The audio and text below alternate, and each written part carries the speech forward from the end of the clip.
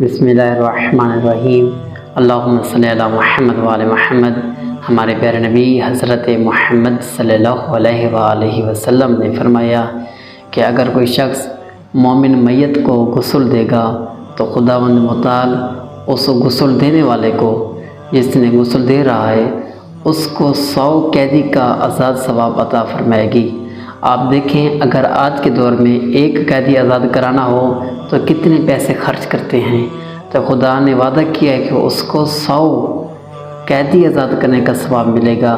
اور اس کے علاوہ جتنے میت کے جسم پر بال ہوں گے، اس بال کے بدلے میں اس کی نیکیوں میں اضافہ ہوگا اور اس غسل دینے والے کے گناہ معاف ہوں گے۔